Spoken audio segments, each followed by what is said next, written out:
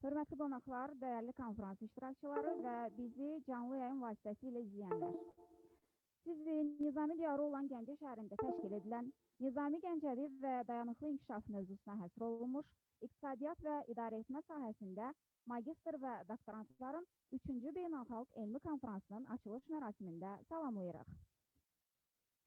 Açılış mərasiminə başlamazdan öncə Azərbaycanın müstəqilliyi, suverenliyi və ərazi bütövlüyü uğrunda canından keçən şəhidlərimizin və Ulu Öndər Heydər Əliyevin əziz xatirəsini bir dəqiqəlik sükutla yad edək.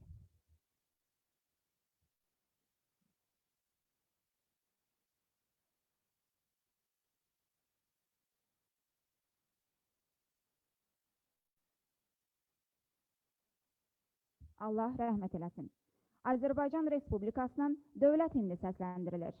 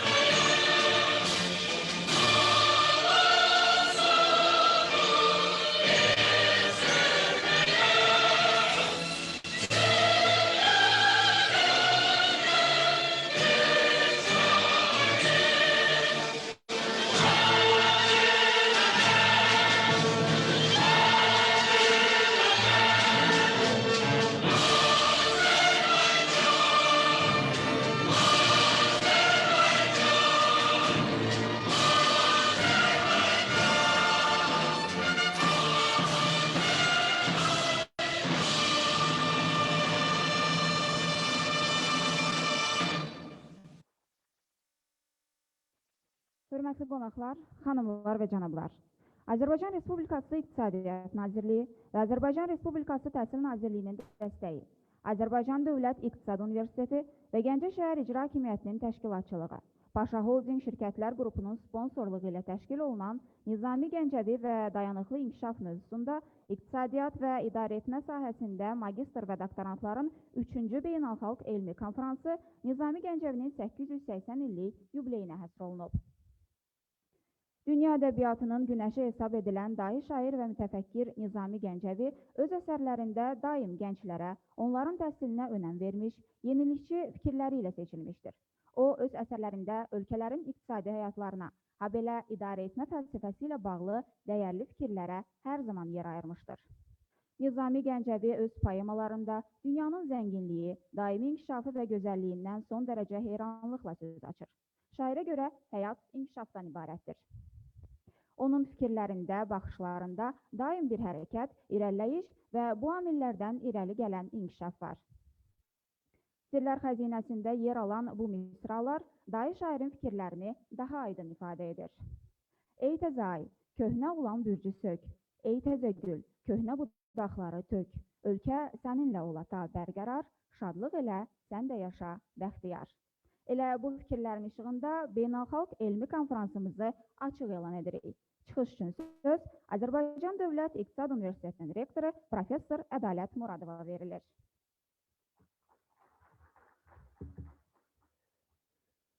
Hörmətli Mikail müəllim, hörmətli Elmi müəllim, hörmətli Niyazi müəllim, dəyərli deputatlar, hörmətli konferans iştirakçıları və hörmətli konferansı izləyənlər. İlk növbədə mən sizin hər birinizi Azərbaycan Dövlət İqtisad Universiteti adından salamlayır və bizim dəvətimizi qəbul edib bugünkü konferansda iştirak üçün vaxt ayırdığınız üçün hər birinizə dərin təşəkkürümü bildirirəm. Qeyd etmək istərdim ki, bu iki konferans İqtisadiyyat və İdarəetmə sahəsində üçüncü belə beynəlxalq konferansdır. Bu konferans UNEC tərəfindən, Azərbaycan Dövlət İqtisad Universiteti tərəfindən beynəlxalq elmi bazalarda indekslənməsi nəzərdə tutduğumuz beynəlxalq konferanslardan biridir. Eləcə də bu konferansın dünya miqyasında tanınan ən maraqlı mövzuların müzakirəsini təşkil edə biləcək dünya gənc tədqiqatçılarının müzakirə meydanına çevrilməsi hədəfimizdədir. Konferansın hazırlıq işlərinə keçən ildən başlamışıq. Konferans artıq dünyanın bir sıra nüfuzlu elmi konferans platformalarının üzvüdür. Bundan əlavə, konferansa göndərilmiş tədqiqat işləri dünyanın 30-a yaxın nüfuzlu elmi platformasında indekslənən beynəlxalq elmi jurnallarda nəşr olunacaqdır. Təqdim olunmuş işlərin bir hissəsi isə elmi redaktorlu kitab halında beynəlxalq nəşriyyatda nəşr olunacaq və həmin kitabın elektron versiyası dünyanın nüfuzlu Harvard, Oxford, Yale, Stanford, Princeton, Kolumbiya, Toronto, Chicago, Duke universitetlərinin kitabxana kataloqlarında yer alacaqdır. Əlavə olaraq konferansda təqdim olunmuş məruzələrin dünyanın nüfuzlu indeksli və yüksək impact faktorlu xarici jurnallarda nəşr olunması da nəzərdə tutulmuşdur.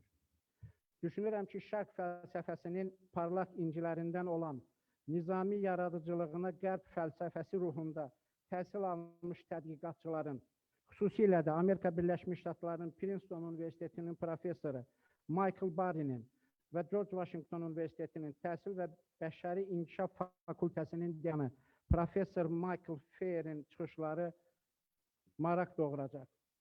Bugünkü konferansda dünyanın 35 ölkəsindən 695 tədqiqatçı, Birləşmiş Millətlər Təşkilatının, Dünya Bankının, Avropa Yenidən Qurma və İnkişaf Bankı kimi nüfuzlu təşkilatların mütəxəssisləri, dövlət qurumlarının təmsilçiləri, millət vəkilləri, özəl sektor nümayəndələri iştirak edir.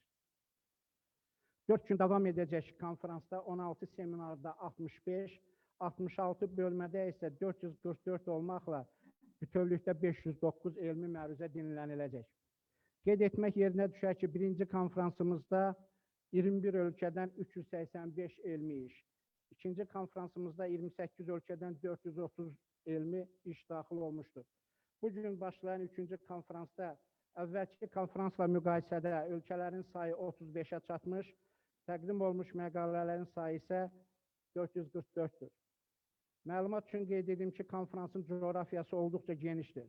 Bugünkü konferans Amerika Birləşmiş Ştatları, Rusiya, Çin, Cənubi Koreya, Kanada, Böyük Britaniya, Almaniya, İtaliya, Fransa, Avstraliya, Norveç, Niderland, Belçika, Polşa, Macaristan, Litva, Latviya, Estoniya, Ukrayna, Bəhreyn, İndoneziya, Yaponiya, Misir, Türkiyə, Şimali Makedoniya, Qazaxıstan, Qırğızistan, Tacikistan, Özbəkistan, Hindistan, Cənubi Afrika, Bangladeş, Pakistan və Şri Lankadan tədqiqatçılar qoşulublar.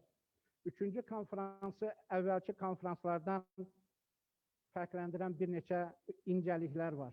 Mən o incəliklər üzərində dayanmaq istərdim. Birincisi, Azərbaycan Respublikasının Prezidenti Müzəffər Ali Baş Komandan İlham Əliyevin rəhbərliyi ilə Azərbaycanın işğal altında olan Qarabağımız işğaldan azad edilmişdir. Bu qələbəni canı və qanı hesabına təmin etmiş şəhidlərimizin ruhu qarşısında baş əyir, Allahdan onların hər birinə rəhmət diləyirik. Qazilərimizə isə möhkəm can sağlığı arzuluyoruz. Ali Baş Komandan İlham Əliyevə, Azərbaycanın hər bir hərbiçisinə sonsuz təşəkkürümüzü bildiririk. Yəni, bugünkü üçüncü beynəlxalq konferans ərazi bütövlüyünü təmin etmiş Azərbaycanda keçirilir. Xalqımızın vətən müharibəsində qazandığı möhtəşəm zəfər regionumuzda tamamilə yeni reallıqları yaratmaqla yanaşı, Azərbaycanın və bütövlükdə regionumuzun dayanıqlı inkişafı üçün yeni perspektivlər də açır. İşğaldan azad olunmuş ərazilərimizdə ağıllı şəhər və ağıllı kənd layihələrinin işlənməsi və reallaşdırılması, yaşıl enerji və müasir enerjiyə qənaət texnologiyalarından istifadə, təbii resursların istehsal prosesinə cəlb olunmasında yüksək ekoloji standartların tətbiqi, yeni nəqliyyat dəhlizlərinin açılması kimi strateji məsələlərin elmi cəhətləri də bugün Azərbaycan iqtisadçılarının gündəmində olan əsas mövzulardandır. Düşünürük ki, təşkil olunacaq müzakirələrdə bu məsələlərə geniş yer ayrılacaq, həm elmi, həm də praktik əhəmiyyət kəsb edən nəticələr elmi ictimaiyyətin diqqətinə təqdim olunacaqdır. İkinci özəllik ondan ibarətdir ki, hamımızın bildiyimiz kimi bu il dahi şair və mütəfəkkir Nizami Gəncəvinin anadan olunmasının 880 illik yubileyi qeyd olunur. Bununla əlaqədar ölkəmizin prezidenti tərəfindən verilmiş sərəncama uyğun olaraq Nizami Gəncəvi ili elan edilməsini nəzərə alaraq bu ilki 3-cü Beynəlxalq Konfransı Gəncədə Gəncə İcra Hakimiyyəti ilə birlikdə təşkil etmiş və Nizami Gəncəvi və dayanıqlı inkişaf mövzusuna həsr edilmişdir. Dayanıqlı inkişaf probleminin elmi aktuallığı ötən əsrin ortalarında meydana gəlməyə başlamışdır. Müasir insan elmin sürətli inkişafı ilə maddi nemətlərin istehsalında misilsiz inkişafa nail olmuş, ən müxtəlif tələbatların ödənilməsi imkanlarını xeyli genişləndirmişdir. Lakin insanın maddi aləmində baş verən sıçrayışlı inkişafla onun mənəvi dünyasının nisbi sabitliyi arasında yaranan təzadlar bəşəriyyət qarşısında tamamilə yeni və elmi yanaşmanı tələb edən problemləri ortaya çıxarır. Cəmiyyətdə baş verən hadisələrə ümumbəşəri mövqedən yanaşma, nizami yaradıcılığında xüsusi yer tutur. Fikrimizcə Nizami Gəncəvinin əsərlərinin məhz bu cəhəti onun daim müasirliyini, böyük elmi və mənəvi əhəmiyyətini daha yaxşı əks etdirir. Nizaminin cəmiyyətdə də tutduğu mövqeyinə, həyatda baxışlarına görə bir-birindən kəskin fərqlənən insanların mənəvi dünyasına baxışları xalqımızın multikultural dəyərlərinin nə qədər qədim və dərin köklərə malik olmasının parlaq nümunəsidir. Düşünürük ki, Nizami ilsinin iqtisadçılar tərəfindən tədqiqi, iqtisad elminin ən müasir cərəyanlarından olan davranış iqtisadiyyatının və institusional iqtisadiyyat, eləcə də dövlətin iqtisadi proseslərdə iştirakı istiqamətində yeni konseptual ideyaların ortaya çıxarılması üçün əhəmiyyətli nəticələr verə bilər. Və ikinci özəllik ondan ibarətdir ki, bu konfrans hələ də dünyada davam edən pandemiya şəraitində keçirilir. Yəni, mövcud vəziyyət elmi kommunikasiya üçün ciddi problemlər yaratmış, səmərəli ənənəvi müzakirələri mümkünsüz etmişdir. Bütün bu fərqliliklər 3-cü Beynəlxalq Konfransda müzakirə mövzularının seçilməsini də şərtləndirmişdir. Belə ki, Azərbaycan Respublikasının Prezidenti möhtərəm cənab İlham Əliyevin Qarabağın bərpası ilə verdiyi tövsiyələr, o cümlədən ağıllı şəhər, ağıllı kənd, yaşıl enerji kimi yeni inkişaf modelləri nəzərə alınmaqla konfrans çərçivəsində təşkil ediləcək seminarlar, ağıllı və dayanıqlı şəhərlər, Azərbaycanda postmüharibə dövründə məşğulluq və investisiyalar, Gəncə timsalında şəhərlərin brendləşməsi, müasir dünyada rəqəmsal iqtisadiyyat, blokçeyn texnologiyalar və rəqəmsal valyutalar, 4-cü sənaye inqilabı, sosial biznes və sosial sahibkarlığın iqtisadiyyata təsirləri, Azərbaycanda elektron ticarət və elektron ixracat perspektivləri, yaşıl şəhərlər və yaşıl inkişaf perspektivləri, akademik uğurun formulası kimi mövzuların müzakirəsinə həsr ediləcək. Çıxışımın sonunda vacib saydığımız bir məsələyə toxunmaq istəyirəm. Bu il Respublika günü münasibəti ilə Azərbaycan xalqına öz təbriklərini Prezident İlham Əliyev işğaldan azad edilmiş Ağdamdan ünvanladı və Ağdamın baş planını Ağdamdan olan ziyalılarla müzakirə etdi və təsdiq etdi. Ağdamın baş planı Ağdamı dünyada bənzəri olmayan şəhərə çevirəcək. Bu baş planda Qarabağ Universiteti də nəzərdə tutulmuşdur. Bununla bağlı fürsətdən istifadə edərək bir fikri səsləndirməyə özümüzə borc bilirik. Həqiqət ondan ibarətdir ki, və artıq bunu böyük bir qism qəbul edir ki, müasir ali təhsil öz missiyasını artıq yerinə yetirə bilmir. Yəni, ali təhsil bütövlükdə cəmiyyətin inkişafının önündə gedə bilmir. Onun lokomotivi funksiyasını yerinə yetirə bilmir. Ali təhsil 21-ci əsr üçün vacib olan dəyərləri formalaşdırmaqda acizdir. Müasir universitetlər gələcəyin millətini, millətin gələcəyini formalaşdıran bir institut kimi artıq güclü deyil. Eləcə də ali təhsil mövcud forma və metodlarla hələ də tam formalaşmamış rəqəmsal iqtisadiyyat üçün kadr hazırlığını təmin edə bilmir. Ali təhsilin yenidən qurulmasından daha çox yeni ali təhsil tələb olunur.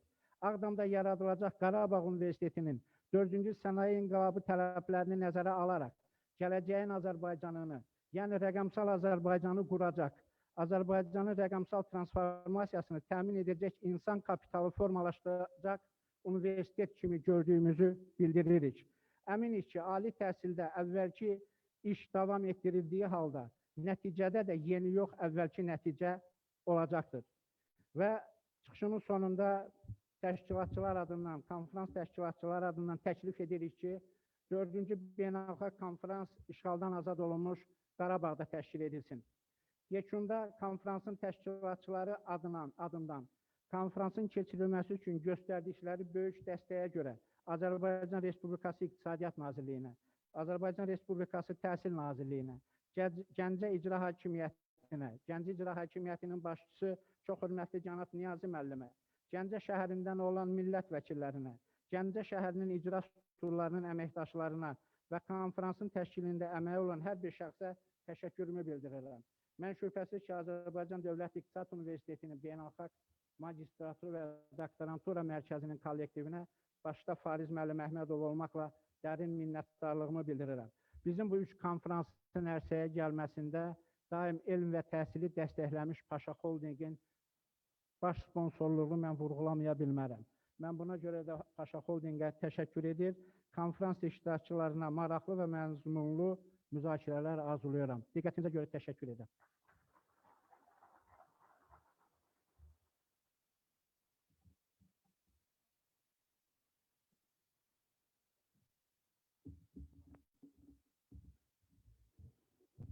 Təşəkkür edirik Ədalət müəllim çıxışınız üçün. İndi isə çıxış üçün söz verilir Gəncə şəhər İcra Hakimiyyətinin başçısı cənab Niyazi Bayramova.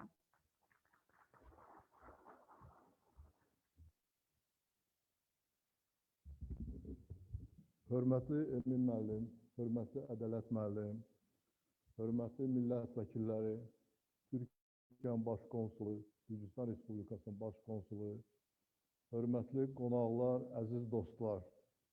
Mən sizi hamınızı salamlayıram. Sizi Ulu Nizami yurdunda salamlamaqdan böyük şərəf duyuram. Azərbaycanın ikinci böyük şəhəri Gəncə hələ qədim dövrlərdən elm və mədəniyyət beşiği hesab edilmiş, əlamətdar tarixi hadisələri şahidlik etmişdir. Məsəti Gəncəvi, Nizami Gəncəvi, Mirzə Şəfi Vazeh, Cavad xan kimi tarixi şəxsiyyət və mütəfəkkirlər yetişdirilmiş şəhər Azərbaycan Xalq Cümhuriyyətinin ilk paytaxtı olmuşdur. Müasirliklə qədimliyin vəhdət təşkil etdiyi Gəncə daim Ulu Öndər Heydər Əliyevin diqqətində olmuşdur. Bugün Gəncə möhtərəm Prezident İlham Əliyev və birinci vitse-prezident Mehriban xanım Əliyevin göstərdiyi qayğı nəticəsində sürətlə inkişaf edir. Günü-gündən gözəlləşərək müasir şəhərə çevrilir. Burada bir sıra iri sənaye müəssisələri fəaliyyət göstərir. Xeyli sayda muzey və mədəniyyət mərkəzləri, park və xiyabanlar sakinlərin və şəhərimizin qonaqların ixtiyarındadır. Hazırda Gəncə yeni dram teatr binası və müasir idman kompleksi də inşa aparılır. Məlum olduğu kimi 2021-ci il ölkə başçısı möhtərəm Prezident İlham Əliyevin müvafiq sərəncamı ilə Azərbaycanda Nizami Gəncəvi ili elan edilmişdir. Dahi şair və mütəfəkkir Nizami Gəncəvinin 880 illik yubileyinin münasibəti ilə Gəncə şəhərində də silsilə tədbirlər keçirilməkdədir. Qeyd etmək yerinə düşər ki, Gəncə şəhər İcra Hakimiyyətinin təşəbbüsü ilə yeni Nizami Gəncəvi az qominli veb-sayt hazırlanır. Yaxın zamanlarda istifadə veriləcək sayt bir neçə dildə fəaliyyət göstərəcək. Bugün Nizami Gəncəvi və davamlı inkişaf, İqtisadiyyat və İdarəetmə sahəsində Magistr və Doktorantura Beynəlxalq Elmi Konfransı öz işinə başlayır. Nizami Gəncəvi ili çərçivəsində keçirilən bu beynəlxalq konfrans Azərbaycan təhsilinə böyük töhfə verməklə yanaşı, nizami yurdunun dünyaya tanınması baxımından da mühüm rol oynayacaqdır. Həmçinin dinlənilən məruzələr Gəncədə kiçik və orta biznesin inkişafına, post-müharibə dövründə əhalinin məşğulluğun artırılması və yeni iş yerinin açılmasını təkan olacaqdır. Konfrans işinə uğurlar arzulayıram. Çox sağ olun.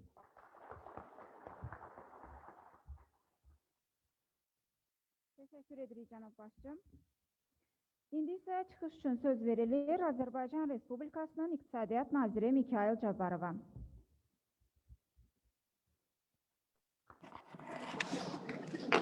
Teşekkür edirəm və hörmətli Təhsil Naziri Emin müəllim Amrullayev, hörmətli Gəncə şəhər icra hakimiyyətinin başçısı cənab Niyazi Bayramov, Azərbaycan Dövlət İqtisad Universiteti UNEC-in rektoru Ədalət müəllim Muradov, hörmətli deputatlar, dəyərli dostlar, əziz gəncəlilər, sizi Azərbaycanın zəngin tarixə malik olan qədim Gəncə diyarında, Nizami yurdunda, Bakıdan İqtisadiyyat Nazirliyindən məmnuniyyətlə salamlayır. Çox təəssüf edirəm ki, bugün əyani olaraq bu gözəl tədbirə qoşula bilmirəm və təşəkkür edirəm bu imkanın yaradılmasına görə. Hazırki dövrün qlobal çağırışlarından olan dayanıqlı inkişaf məsələlərinə həsr edilən İqtisadiyyat və İdarəetmə sahəsində Magistr və Doktorantların 3-cü Beynəlxalq Elmi Konfransının açılış mərasimində iştirakdan məmnunluğumu bildirirəm və bu işdə əziyyəti keçən, zəhməti keçən başda UNEC Universitetinin kollektivi, rəhbərliyi olmaqla tərəfdaşlara da öz dərin minnətdarlığımı bildirirəm. Sosial-iqtisadi inkişafda uğura imza atmış bütün ölkələrin təcrübəsi bizə öyrədir ki, bu uğur yolu təhsil və elmlə iqtisadi siyasətin və alətlərin inteqrasiyasından keçir. Və heç təsadüf deyil ki, bugün bu mövzuda da biz müvafiq qurumların, auditoriyanın iştirakçılarının həmrəyliyini və birgə fəaliyyətini görürük. Dünyada və regionumuzda baş verən sosial-iqtisadi və ekoloji proseslər inkişafın dayanıqlılığının mürəkkəbləşdirməklə bu istiqamətdə fundamental elmi araşdırmaların aparılmasını zərurətə çevirir. Dayanıqlı inkişafın müxtəlif cəhətlərinə nizami yaradıcılıq prizmasından baxılması isə əlbəttə ki, xüsusi maraq kəsb edir. Dövrümüzün çağırışları dünya iqtisadiyyatının bir hissəsi olan Azərbaycan iqtisadiyyatı qarşısında da mahiyyəti və məzmununa görə tamamilə yeni vəzifələr qoyur. Biz bugün Azərbaycanın makroiqtisadi göstəricilərinə, onların dinamikasına baxsaq, milli iqtisadiyyatın baş verən proseslərə adekvat reaksiya verdiyini və dünya iqtisadiyyatında mövqeyini daha da gücləndirilməsi üçün möhkəm təmələ malik olduğunu görərik. Dayanıqlı inkişafla bağlı aparılmış tədqiqatların ümumi cəhətlərindən biri də ondan ibarətdir ki, İnsanla təbiət arasında münasibətlərin dəyişməsi müasir problemləri doğuran əsas səbəb kimi qəbul olunur. Xüsusilə gənc nəslin yaşıl, dayanıqlı, bərpa olunan iqtisadi davranışa daha böyük diqqət ayırması bir faktor, sevindirici bir faktor. Eyni zamanda bizim qarşımızda çağırışlar qoyan bir faktor. Elmin gücü ilə bir çox sirləri açan insanın təbiətdən istifadə imkanları xeyli genişlənmiş və bəşəriyyətin rifahı xeyli yüksəlmişdir. Bununla belə insanın təbiətə təsiri yeni ümumbəşəri təhdidlərdən və ekoloji problemlərin yaranması ilə müşahidə olunur. Nizami Gəncəvinin yaradıcılığı təbiət və sosial elmlər üçün zəngin ideya mənbəyidir. Dahi mütəfəkkirin əsərlərində insanın varlığına, təfəkkürünə, davranışına, təbiət və cəmiyyətlə münasibətlərinə həm kərpic kəsən müdrik qocanın, həm də yüksək dövlət məqamlarında dayanan şəxslərin mövqeyindən yanaşmanı görə bilərik. Bu baxımdan nizami fəlsəfəsi dayanıqlı inkişafın təmin edilməsi üçün siyasətin formalaşması və bu istiqamətdə aparılacaq tədqiqatlar üçün də tükənməz sərvətdir. Yaşadığımız dünyanın forması və istifadə etdiyimiz texnologiyalar sürətlə dəyişsə də, insan təbiəti, onun arzu və istəkləri, davranışını müəyyən edən daxili dünyası nizaminin qəhrəmanlarının hissiyatlarından o qədər də uzaq deyil. Bu amil müasir tədqiqatçılar və iqtisadi siyasət hazırlayan mütəxəssislər üçün sonsuz imkanlar açır, xüsusilə də davranış iqtisadiyyatı kimi aktual fərziyyələrin tətbiqinə daha geniş yol açır. Böyük şairin yaradıcılığında uzaqgörən xalqımızın tale yüklü dövrlərdə birləşmək, tarixi şəxsiyyətləri və uğurlu liderləri yetişdirmək qabiliyyəti də mühüm yer tutur. Həyatından sonraki 8 əsr ərzində Azərbaycanda baş vermiş hadisələr nizami dühasının real həyata nə qədər yaxın olduğunu bir daha sübut edir. Ən müasir tariximizə nəzər salsaq, 44 günlük vətən müharibəsi zamanı cənab prezidentin, Ali Baş Komandanımızın çağırışı ilə xalqımızın bir amal, müstəqil Azərbaycan üçün dəmir yumruq kimi birləşdiyinin hamımız şahidiyik və biz böyük zəfərin sevincini, qürur hissini bugün də yaşayırıq. Hərb meydanında qazandığımız qələbələrin möhkəmləndirilməsi iqtisadiyyatımızın gücləndirilməsindən keçir. Dövlətimizin qarşısında dayanıqlı inkişaf və iqtisadi artımın təmin edilməsi, qeyri-neft sektorunun gücləndirilməsi, kiçik və orta biznes üçün işgüzar mühitin daha da yaxşılaşdırılması, sağlam rəqabətin dəstəklənməsi kimi vəzifə və hədəflər durur. Hazırda Azərbaycanda dövlət-özəl sektor tərəfdaşlığının, qarşılıqlı etimadın və dialoqun gücləndirilməsi istiqamətində işlər davam etdirilir, biznesin problemləri öyrənilir, onların həlli üçün mümkün dəstək göstərilir. Həmişə olduğu kimi bugün də dövlət sahibkarın yanındadır. Pandemiya dövründə zərər çəkmiş sahibkarların, eləcə də iş yerlərini müvəqqəti itirmiş şəxslərin dəstəklənməsi üçün 1 milyard manat vəsaitin ayrılması dövlətin özəl sektora göstərdiyi dəstəyin bariz nümunələrindəndir. Bildiyimiz kimi ümumi dəstək məbləği o cümlədən sosial sahəni əhatə etməklə bundan 2 dəfə daha böyük bir rəqəmlə ölçülür. Eyni zamanda milli sahibkarlarımız da üzərinə düşən vəzifələrə daha böyük məsuliyyətlə yanaşır. Şəffaflığın həm dövlət, həm də biznes üçün nə dərəcədə faydalı olduğunu yaxşı dərk edir. Öhdəliklərin vaxtında və tam yerinə yetirilməsinə daha çox diqqət yetirirlər.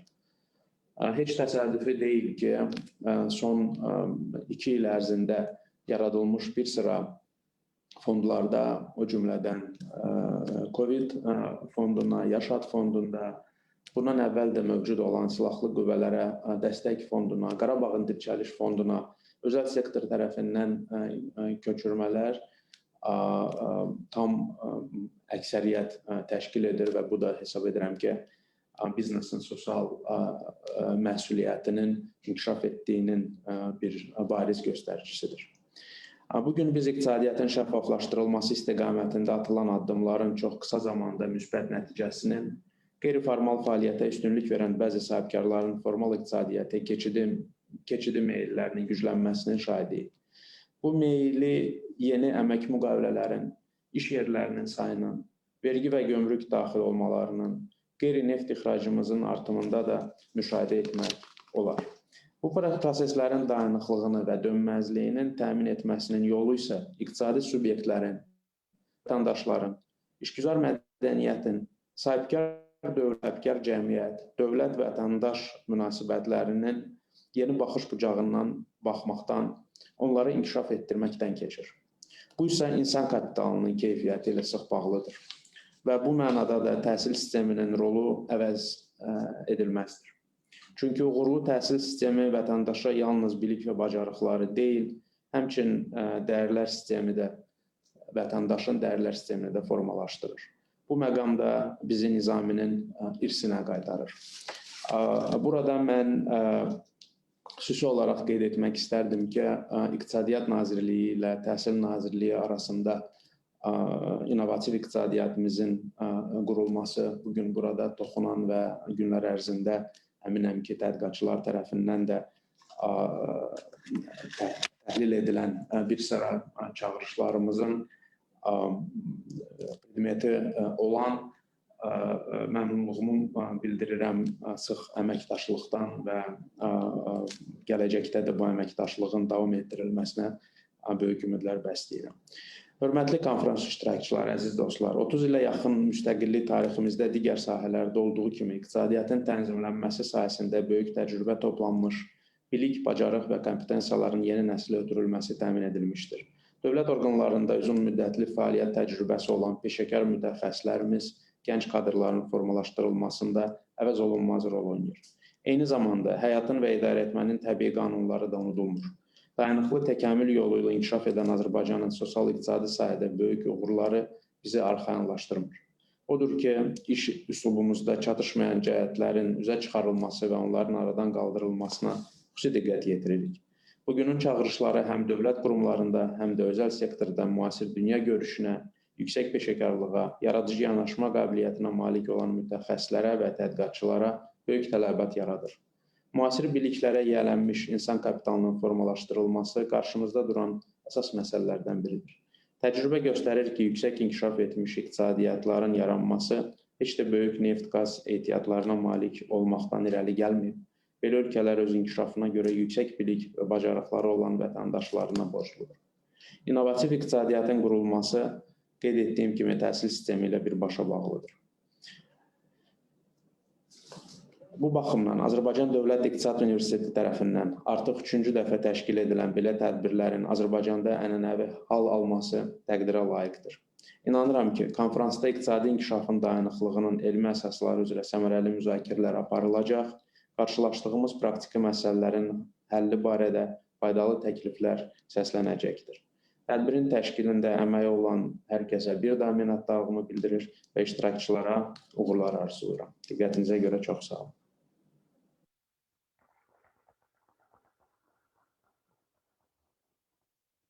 Təşəkkür edirik, cənab nazir. Çıxış üçün söz verilir Azərbaycan Respublikasının Təhsil naziri Emin Əmrulayevə.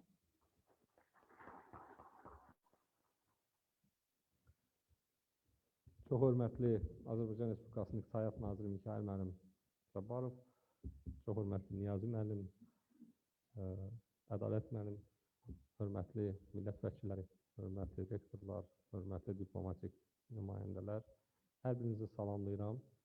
Bugün mənə verilən bu fürsətdən istifadə edərək düşünürəm 3 məsələ haqqında danışmaq istəyirəm. Danışmaq istədiyim birinci məsələ Gəncə haqqındadır.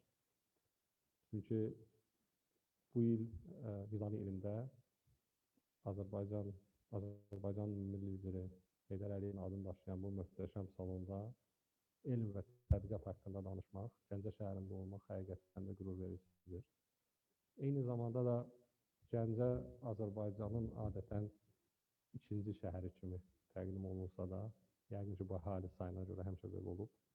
Azərbaycanın tarixində və Azərbaycanlıların kimliyində oynadığı müstəsna əhəmiyyətə görə özünə məxsus bir şəhərdir, özünə məxsus bir tarixi yer tutan bir yerdir.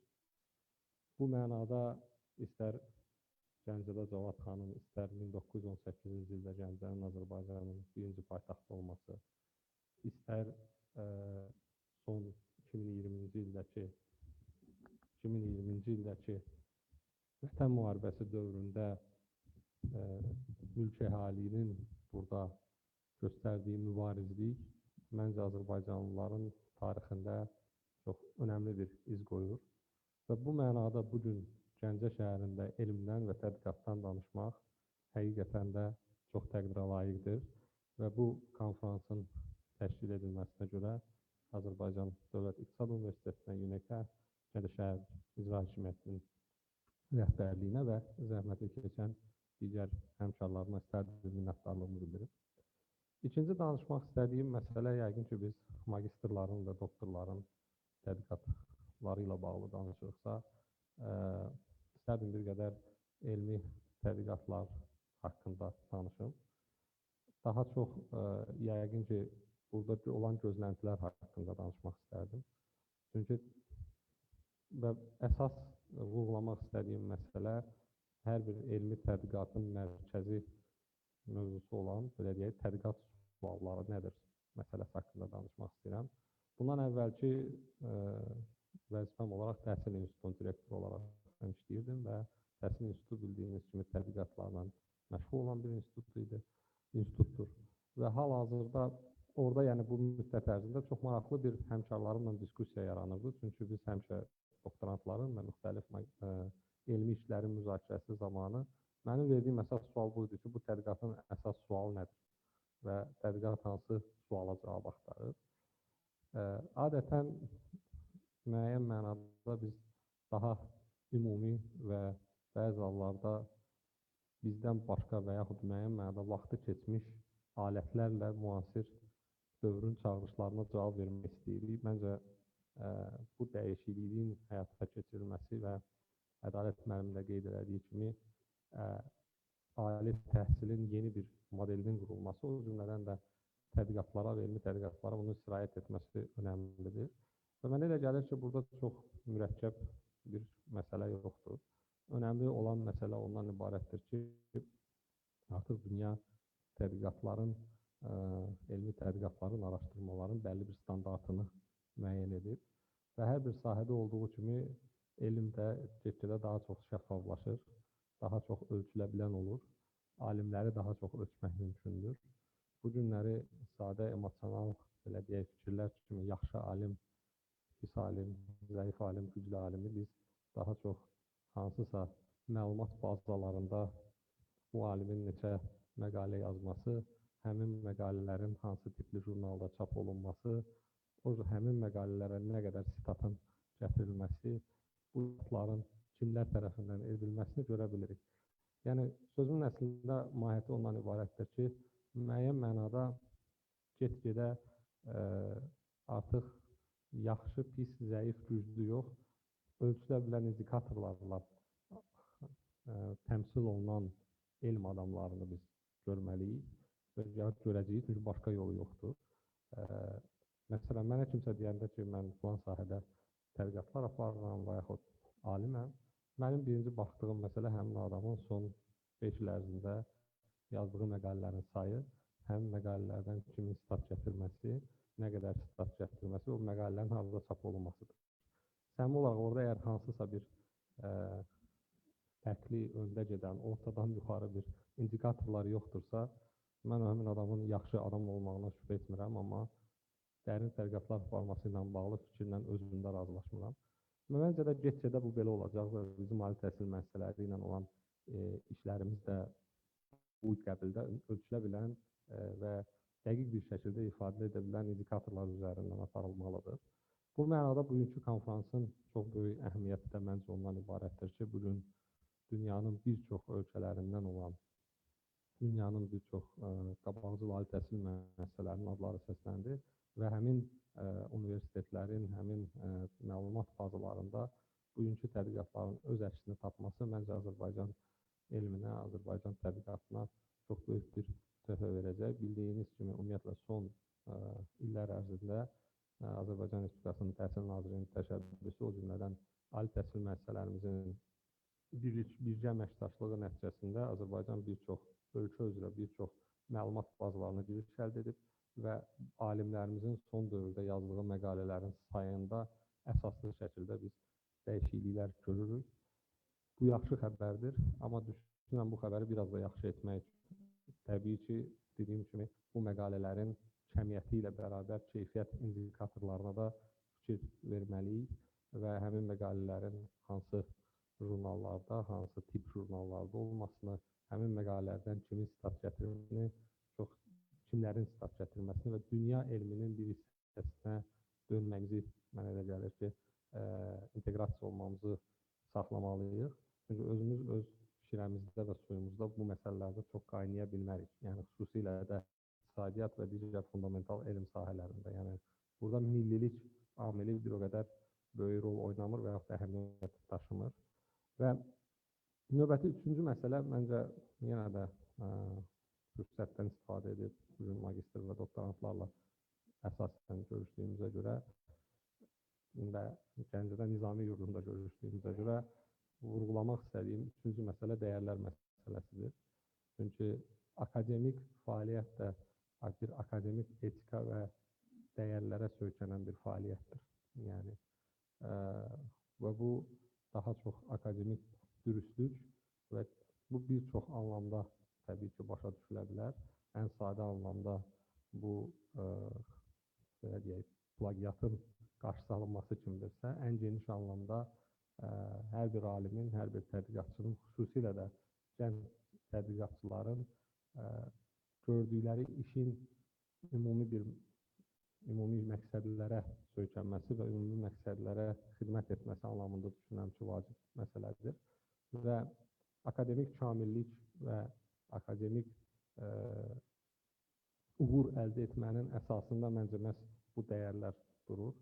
Çünki alimlik bir status yox və hansısa bir kvalifikasiya olaraq insanın növbəti mərhələdə, növbəti diplom qazandığı bir sənət yox. Bu, onun peşəsi və özünü bu işə fədakarlıqcasına həsr etməsi ilə yalnız mümkündür. Yəni, gündə 2 saat tədqiqat aparmaqla səmimi desəm, inanmıram ki, dünya alimləri ilə rəqabət aparan alim nəsli yetişdirə bilərik. Çünki bu kifayət qədər çoxdur. Xüsusilə də hal-hazırda dünyada olan elm sahələrinin hər bir dar ixtisası üzrə kifayət qədər böyük bir rəqabətin olmasını mən istərdim ki, xüsusi vurğulayım. Və bu rəqabətlikdə yəqin ki, digər dəyərlər, həmçinin çalışqanlıq məsuliyyəti ilə olduqca vacib məsələlərdir. Bu mənada Azərbaycan Dövlət İqtisad Universitetinə belə bir platformanın artıq ənənəvi olaraq yaratması, ənənəvi olaraq bir ənənə halına platformanın gətirilməsi tək Azərbaycanlı gənc alimlər deyil, dünyanın qabaqcıl universitetlərində olan alimlərlə bu ünsiyyət məkanının yaradılması həqiqətən də təqdirə layiqdir. İnanıram ki, bu konfransda səsləndirilən bir çox fikirlər, bir çox sahələr ölkəmiz üçün yeni olan sahələrdir və burada başqa bir yaxşı xəbər də var ki, ola bilər ki, biz müəyyən səbəblərdən hansısa fundamental elm sahələrində dünya tədqiqat mərkəzlərindən müəyyən mənada uzaqdayıq. Amma bir çox sahələrdə, yeni sahələrdə, məsələn, süni intellekt, machine learning və yaxud maşın öyrənməsi Azərbaycan dilində yəqin ki, belə tərcümə olunur. Sahələrində bu onsuz da yeni sahə olduğuna görə hələ ki, bu məsafə çox qısadır və bu mənada bizim kifayət qədər böyük imkanlarımız var ki, həmin rəqabətliliyə və dünya elminin bir hissəsinə çevrilmək imkanımızı qaçırmayaq. Mən sonda bir daha bu konfransın təşkilatçılarına, o cümlədən konfransın keçirilməsində böyük rol oynamış, dəstək göstərmiş İqtisadiyyat Nazirliyinə və sponsorlara öz təşəkkürümü bildirmək istəyirəm. Həqiqətən də iqtisadiyyat və təhsilin əl-ələ irəlilənməsi və gələcək nəsildə olan insanlarımıza məhz həmin dövrə üçün zəruri olan bilik və bacarıqların verilməsi qarşımızda duran ən vacib məqsədlərdəndir. Bir daha konferansın içində uğurlar arzu edirəm və hər birimizi təbrik edirəm. Sağ olun.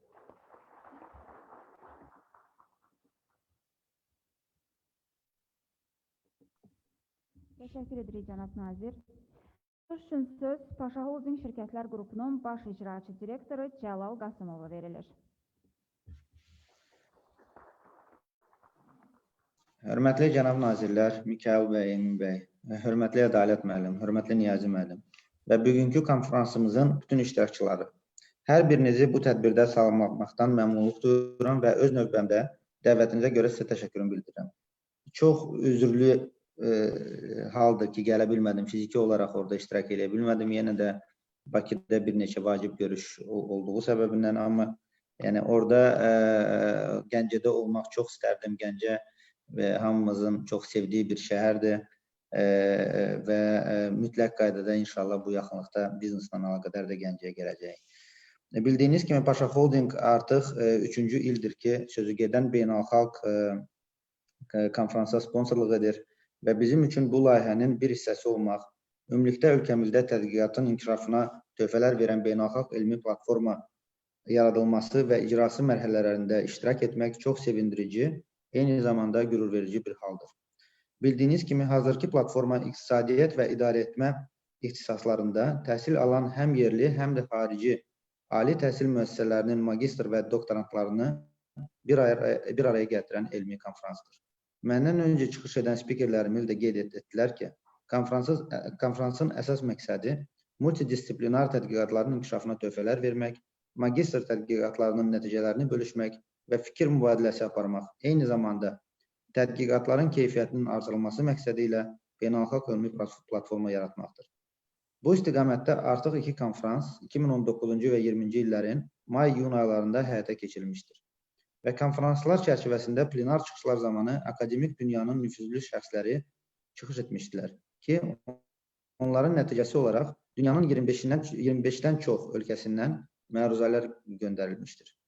Onu da vurğulayım ki, hazırki platforma Azərbaycanda beynəlxalq standartlara cavab verən ilk konferans platformasıdır. Buna görə də sözü gedən konferansa xarici ölkələrdən olan magistr və doktorantlar da xüsusi maraq göstərirlər ki, bu da ölkəmizin nüfusu üçün böyük əhəmiyyəti kəsb edir. Vurğuladığım kimi, məhz bu səbəbdən konferansın bir hissəsi olmaq bizim üçün bir şirkət olaraq xüsusi önəm kəsb edir. Qeyd etmək istərdim ki, təhsil istiqaməti ümumilikdə Paşa Şirkətlər Qrupunun korporativ sosial məsuliyyət siyasətində xüsusi bir yer tutur. Son zamanlar ərzində şirkətimiz tərəfindən həyata keçirilən bir neçə təhsil yönümlü fəaliyyətlər barədə qısa bir məlumat vermək istərdim. Mart ayında Paşa Holding və onun törəmə şirkətlərinin iştirakı ilə holdinqin nəzdində fəaliyyət göstərən Paşa Hub çərçivəsində UNEC Universitetinin, yəni Azərbaycan Dövlət İqtisadiyyat Universitetinin 4-cü kurs və yeni məzun olmuş tələbələr üçün virtual karyera sərgisi həyata keçirilmişdir. Sərginin açılış mərasimində Paşa Holding, Paşa Bank, Kapital Bank, Paşa Sığorta və Paşa Həyat Sığorta şirkətləri tərəfindən müraciət etmiş tələbələri şirkətlər barədə ilkin təqdimat edilmişdir.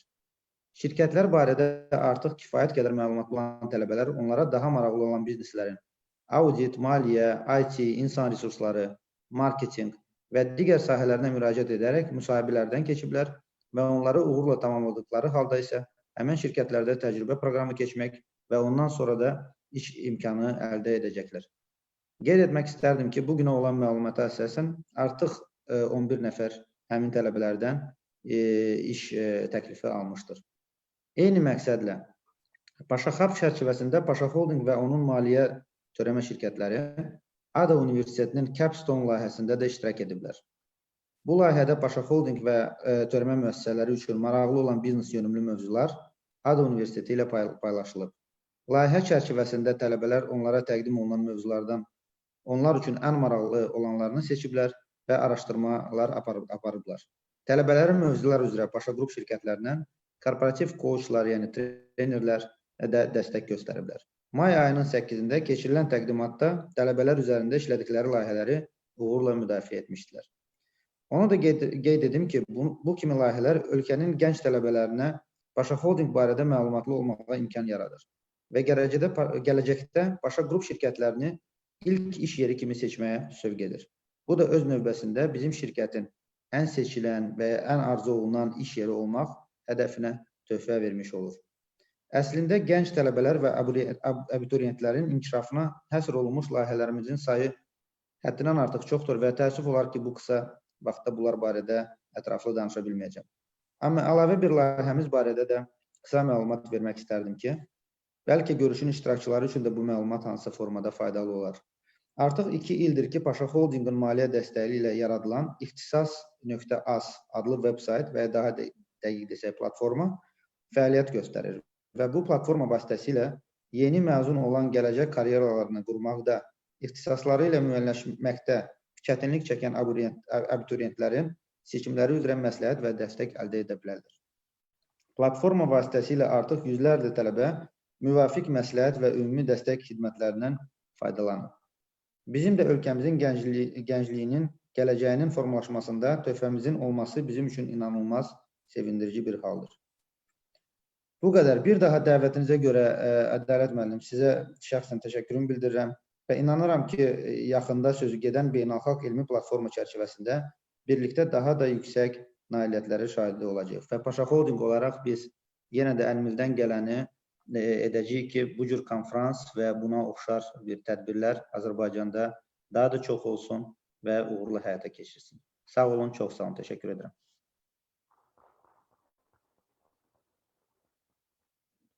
Təşəkkür edirik Cəlal bəy.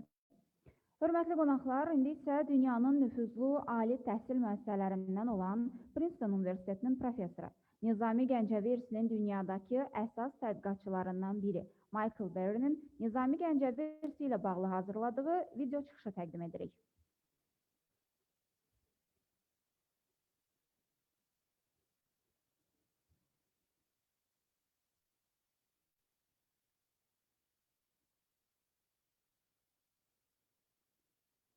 Ladies and gentlemen, dear friends of Azerbaijan, the challenge of presenting a universal poet like Nizami Ganjavi in 15 minutes is similar to the challenge of discussing Dante, Shakespeare, Goethe, Tolstoy, other such universal writers.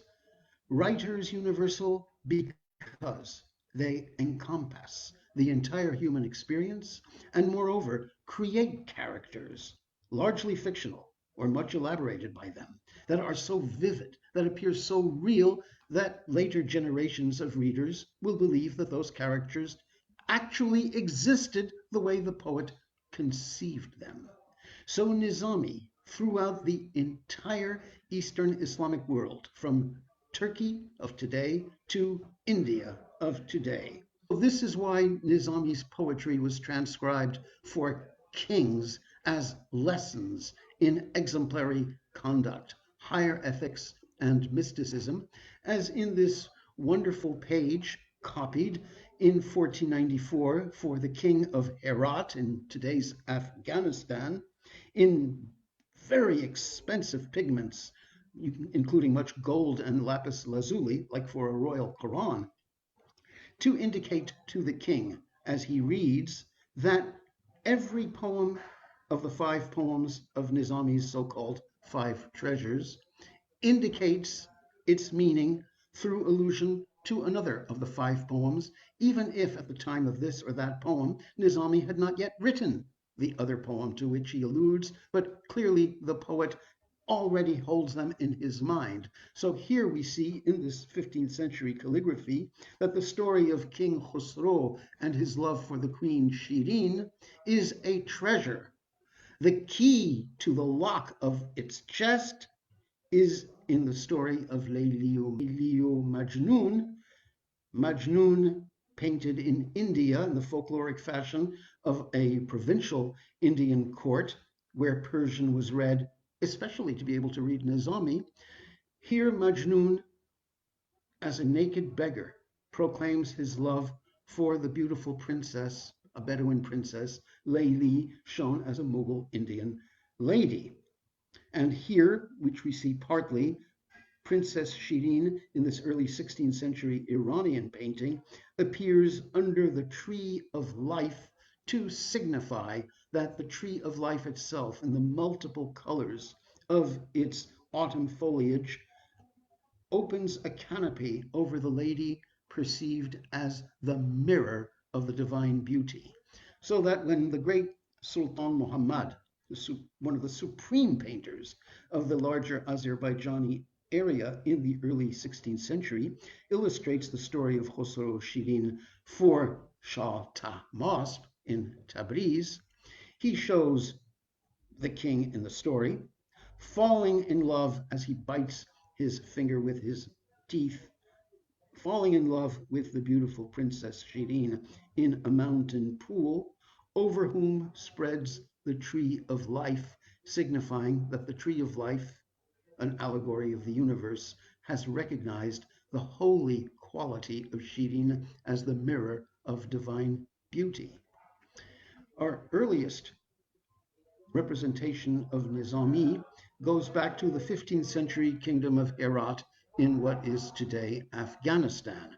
In this painting by Behzad, we see Nizami himself, still rather young with a brown beard, teaching his poetry to us as if we were his own child, meaning Nizami is a master from whom we will learn ethics, higher morality, and mysticism.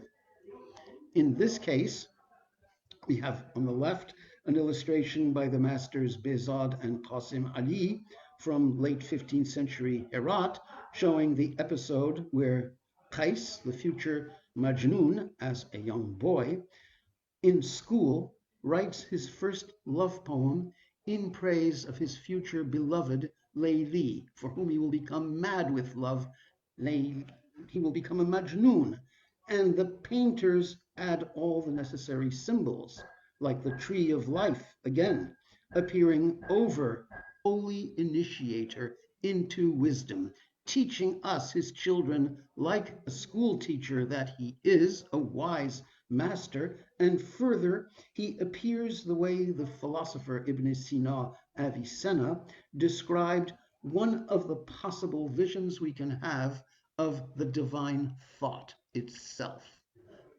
A wise old man in all the majesty of old age, none of the infirmity of age. This idealized vision of Nizami we find repeated in Behzad's other paintings, as in this representation of the great Mosque of Herat from 1488, where Behzad himself, we discovered, represented himself. It's his own self-portrait. But here we have this Nizami figure again, the wise old teacher, teaching us to follow him through the mystical gateway into the other world, symbolized by the entrance of the mihrab. Then here we have Nizami again by the Herati master Qasim Ali, painted in 1486. Here Nizami is represented in paradise, where even the moon pays respect to Nizami as the Sheikh Ali Maqam, the master of supreme rank. All these poets are the ghosts of former Persian language writers, but here Jami, the main Persian language writer of 15th century Herat, is introducing his own prime minister, Mir Ali Sher Nawawi, shown with his hands covered in respect in the long sleeve, lovely image, probably the most beautiful image ever painted of Nizami, idealized by an Indian master, Muhammad Ali, from the early 17th century. This is the archetype of the wise poet. All these images in the civilization's mind signify that through such images we can be led to higher truths. So we'll try to wrap up this introduction to Nizami with a discussion of his crowning masterpiece, the Haft Paykar, or seven icons, often rendered in the Turkic languages as the Yedi Güzel, where a prince, Bahram Gur, in a hidden chamber of his castle, discovers the images of seven beautiful princesses from seven different parts of the world, each under a different astrological sign, each wearing a different colored robe. He is destined to marry these seven princesses, and these seven princesses, with their seven stories told in a successive week, will initiate their king into universal wisdom. Now, who are these seven princesses? Well, to begin with, Nizami explicitly multiplies the model of Queen Scheherazade in the 1001 Nights, which were very well known to him in his time. Queen Scheherazade, or in real Persian, Scheherazade, noble Arabized pronunciation, initiates her king into universal wisdom through 1001 nights of stories. And 1001 nights is a symbolic figure meaning infinity. And this is why Nizami chose his own pen name, his own takhalus. His name was Abu Ilyas Muhammad, but he chose to sign his. Now, in the paintings of earlier centuries, we so often find the correct reading of the poems. This painting was created in late 16th century India for the Indian jawab, or answer, to Nizami's Haft Paykar by Amir Khosrow Dehlawi, Amir Khosrow of Delhi, written in the early 14th century and here illustrated in the late 16th, which reveals to us that the 7 princesses whom Bahram-e-Gur, the king or prince, marries are in fact 7 angels. They are the guardians of the 7 spheres of the heavens, so that when they tell their successive stories to the prince is in fact in dreamland. Here is his court, asleep, which he leaves behind. He has entered into a magic time, and he is rising in his mind through the 7 spheres guarded by the 7 angelic princesses. So this is why these poems are introduced by Nizami's meditation on the Mi'raj, or mystical ascent of the Prophet Muhammad, here beautifully illustrated by that great painter of the larger Azerbaijani region, Sultan Muhammad, in the early 16th century. Here the prophet is led by the angels through the 7 spheres as far as the throne of God, meaning the reader of Nizami's poem is invited mentally to follow the prophet's journey and rise from one spiritual state to another, corresponding to 7 heavenly bodies. Indeed, the Turkic rendition of the Yedi Güzel by Navai is entitled, using Arabic words, Sabah Sayara, meaning the 7 planets, the 7 heavenly bodies. The princesses are indeed angels. This is why we can draw fruitful comparisons with the other supreme poet of the medieval period in the medieval West, Dante. Dante, too, in this drawing by Botticelli from the late 15th century to his early 14th century poem, Dante, too, is led by a heavenly configuration of a beautiful woman. In this case, his listen to his 7 princesses begins in Nizami's poem, as in this early 16th century Iranian painting, on the first day of winter, signifying a spiritual state. The poet is still far from God, or rather his character, the king, is still far from God. And the king listens on the first night, which is Saturday night, to the tale of the princess of the Indians under the sign of Saturn. So this is Saturday associated with black, the black of distance from God. And the king is represented as wearing also a black robe corresponding to the black robe of the prince, sun, golden yellow. The princess of the Greeks tells another story to King Bahram, who wears golden yellow and is again a portrait of Shah Tahmasp, whom we recognize.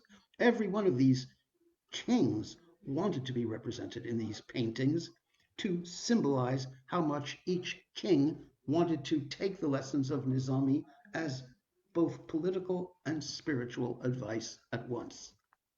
Then here, by another great Azerbaijani master, the larger Azerbaijani region, Sheikhi, Master Sheikhi, who worked at the court of Sultan Yaqub Aqayallah in the 1480s, and this represents Sultan Yaqub himself, a very young man, represented as Bahram-e-Gur on Monday, the moon, color green, listening to the story of the princess of the, here she's here, of the Turkic peoples, corresponding in Nizami's poem to Khorasan. Today that would be called the Turkmenistan, Western Uzbekistan region. Then here on Tuesday, we see Shah Tahmasp again. We recognize him. On Tuesday, the king wears red, the color of blood, under the sign of the planet Mars, the war god. So this is Tuesday, to listen to the princess of the Slavs. Nizami knew how the word red in Slavic languages also conveys beauty, prekrasnie. And obviously Nizami, living so far north of the classical Islamic world, was one of the very few leading intellectuals of his age to be aware of the presence of a Slavic world just beyond his horizon. Then here, for Wednesday, so associated with the color blue, the blue of sadness and mourning, and with the planet Mercury, we have a portrait of Abdul Aziz Khan Uzbek, the Uzbek Emir of Bukhara, as if he himself were Bahram-e-Gur, listening to a story by the princess of the distant west, the princess of Morocco. And here again, we have the Turkic rendition by Mir Ali Sher Nawai. Here again is very recognizable Abdul Aziz Khan, Emir of the Uzbeks of Bukhara in the mid-16th century, dressed in the color of sandalwood for Thursday, the sign of Jupiter, to listen to the story of the princess of the Chinese. And we find, Nizami tells us, that it is already the first day of spring, which means this whole magical week has actually elapsed from winter to spring, from the winter of the soul to the spring of the soul. It is a wonderful dream, and indeed the poet will also inform us that this mystical journey lasted 7 years. So on this vision of Nizami's spring, painted by a Shirazi artist of the early 15th century, let us take our leave of the poet while yet remaining attentive to his invitation to follow him into one of the most magical worlds in all world literature. Thank you very much. Hörmətli professora çıxışına görə öz təşəkkürümüzü bildiririk. İndi isə söz Amerika Birləşmiş Ştatlarının dünyaca nüfuzlu ali təhsil müəssisələrindən biri, George Washington Universitetinin Təhsil və Bəşəri İnkişaf Fakültəsinin dekanı Professor Michael Feyerə verilir. Professorun bugünkü çıxışı təhsil və iqtisadiyyat mövzusuna həsr olunub.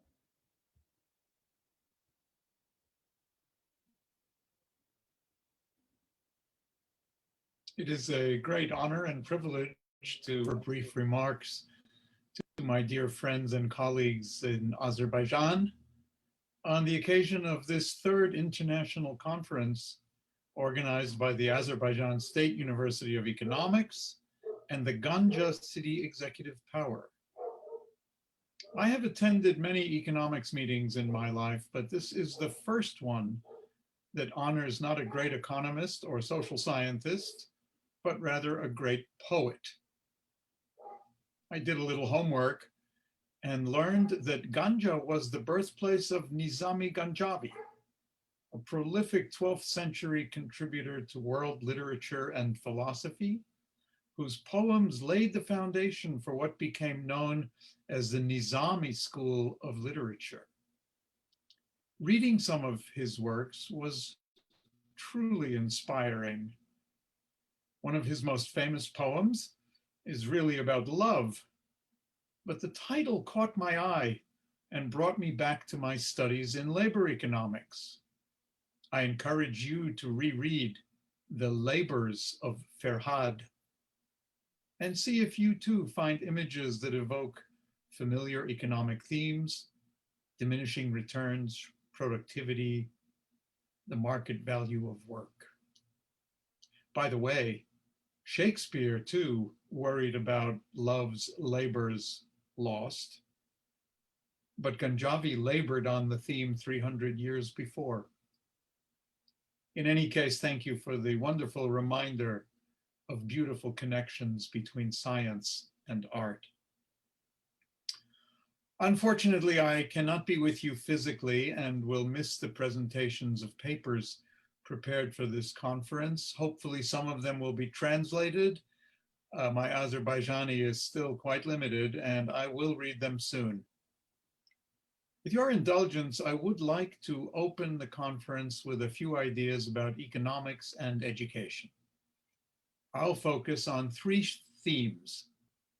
First, effects of investment in education on economic outcomes. Second, looking in the reverse direction, effects of economic inequality on educational opportunity. And third, the importance of economic research as a public good worthy of government investment. So let's start with evidence about economic returns to schooling. Research on the basic concept of education as human capital has been a central theme in economics at least since the 1950s and 60s, and has focused on estimating two overlapping outcomes, private and social returns. The data are quite clear in showing that individuals with more education have higher earnings over their life course, with educated people who work in the private sector experiencing a slightly higher rate of return on their investment than those who work in the public sector. In a recent paper by distinguished economists at the World Bank, the authors show that between 1950 and 2014, the private rate of return to an additional year of schooling worldwide was roughly 9%. Compared to other types of investment, such as in the stock market or real estate, that is a handsome return and helps explain why, in addition to the many other cultural and ethical motivations, sending children to school is valued so highly in so many societies. Let me add a few points, drawing on the paper by George Sakharopoulos and Harry Petrinos. The rate of private return to education varies by region, which is an important reminder that political decisions and the quality of schooling cannot be omitted from policy choices. The rate of return is higher for females than for males, but that doesn't mean that earnings are higher for females, which we know is certainly not the case in most developed and developing countries, but rather that education is a good investment for women and girls and should be a development priority. Third, private returns are typically higher than what are considered social returns. That's a complicated topic, and it requires attention to issues such as the difficulty of estimating full social costs and benefits of education. I'll add another point regarding returns to education about relationships between educational performance as measured by, for example, standardized achievement tests and national economic competitiveness. Policymakers need to treat broad international comparisons with care and not rush to implement reforms based on superficial analyses of large-scale assessments such as PISA and TIMSS. Let me move now to a second aspect of the relationship between education and economics, namely how income inequality affects educational opportunity. The question here is whether how rising disparities in wealth, brought about by many factors such as technological change and trade policies and fiscal and monetary policies, affect educational progress and life chances for disadvantaged youth. On this topic, one of the best sources is the book edited by Richard Murnane and Greg Duncan called Whither Opportunity. It came out in 2011. And here are some key takeaway messages from that body of research. First, income inequality has exploded in the US and in many other countries over the past 4 decades, leading to significant economic and political stress due to the extravagant concentration of wealth in an increasingly small part of the population and the dramatic erosion of what was once the healthy middle class. Second, as wealth inequality has gotten worse, the difference in resources available among the more affluent to supplement their children's formal schooling as compared to the less well-off has meant that children of economic advantage enjoy markedly more educational opportunity today than in the past, which has implications for post-secondary schooling possibilities and careers. And third, evidence, at least in the US, of a narrowing achievement gap between white and minority students which is a good thing, came with significant evidence of a widening of the gap between poorer and richer students, which is considered by most people a threat to fundamental egalitarian principles. It is important to note, however, that against this generally worrisome news, there is also empirical evidence of ways in which the damaging effects of income inequality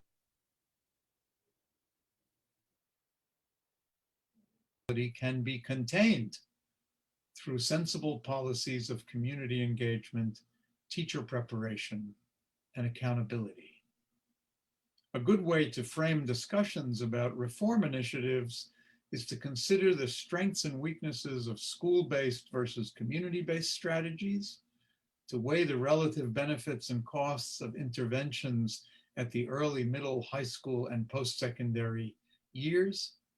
And for all of this, economists have contributed significantly to our understanding of the issues. Having repeatedly used words such as empirical evidence and data, I come to my final point for today on the importance of viewing education research as a public investment. Not only do enlightened societies invest in educational opportunity, they must also invest in high-quality scientific research on the complexities of teaching, learning, and school governance.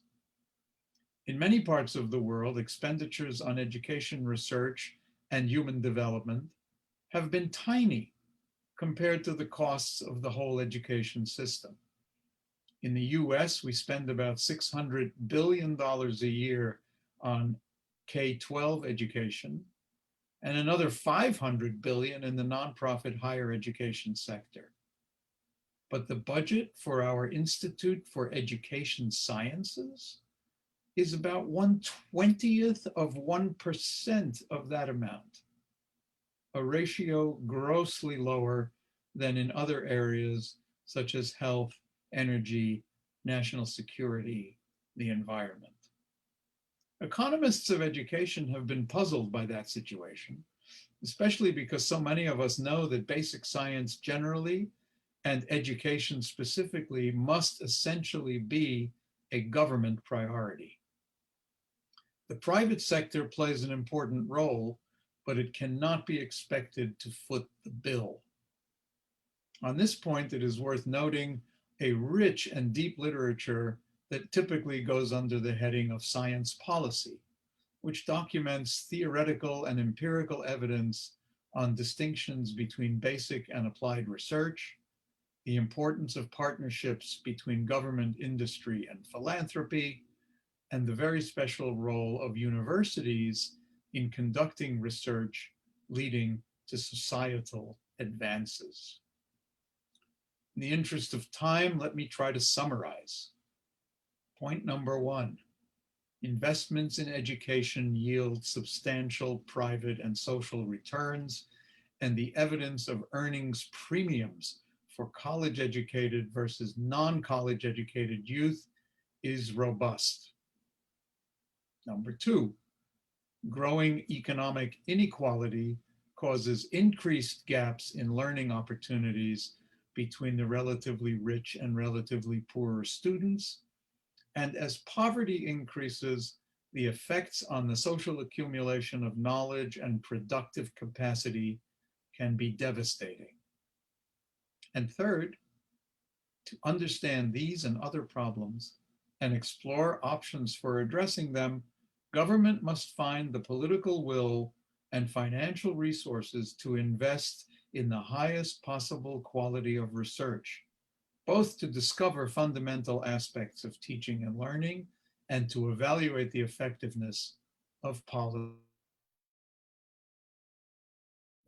and approaches. I hope to be in Azerbaijan later this summer, and perhaps we will continue the conversation on issues that matter so much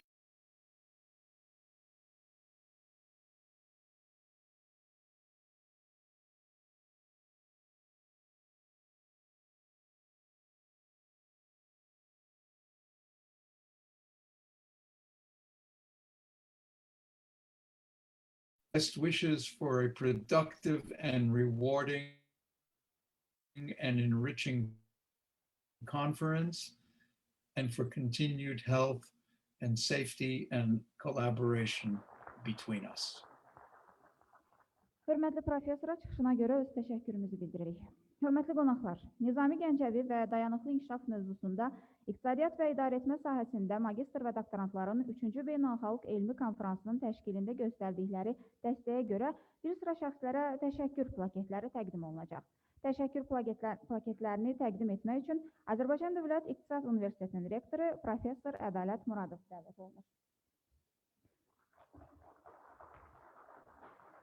Konfransın təşkilində göstərdiyi dəstəyə görə Azərbaycan Respublikasının Təhsil Naziri cənab Emin Əmrullayev təşəkkür plaketini təqdim olunması üçün səhnəyə dəvət edilir.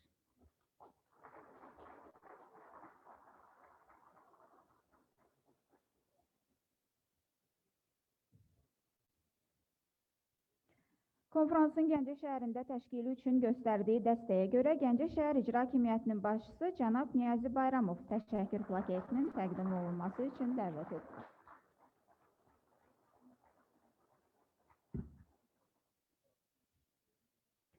Konfransın təşkilində göstərdiyi dəstəyə görə Azərbaycan Respublikasının İqtisadiyyat Naziri cənab Mikail Cabbarovun təşəkkür plaketini almaq üçün İqtisadiyyat Nazirliyinin nümayəndəsi səhnəyə dəvət olunur.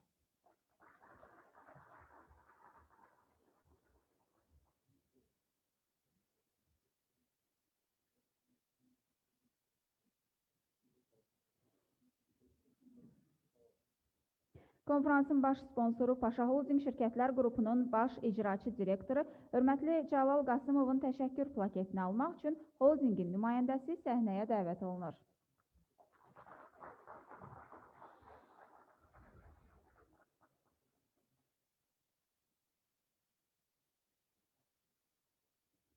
Ədalət müəllim, təşəkkür edirik. İndi isə Azərbaycan Respublikasının Təhsil Naziri cənab Emin Əmrullayev təşəkkür plaketini təqdim etmək üçün dəvət olunur. Konfransın fəxri sədri Professor Ədalət Muradov İqtisadiyyat və İdarəetmə sahəsində magistr və doktorantların Beynəlxalq Elmi Konfransının davamlı olaraq təşkilində göstərdiyi dəstəyə görə təşəkkür plaketinin təqdim olunması üçün dəvət edilir.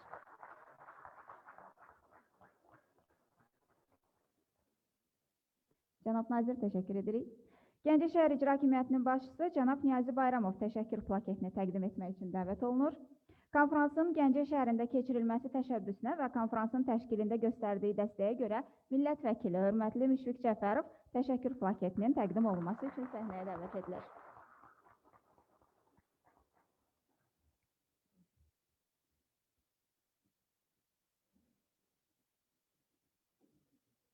Təşəkkür edirik, cənab başçı.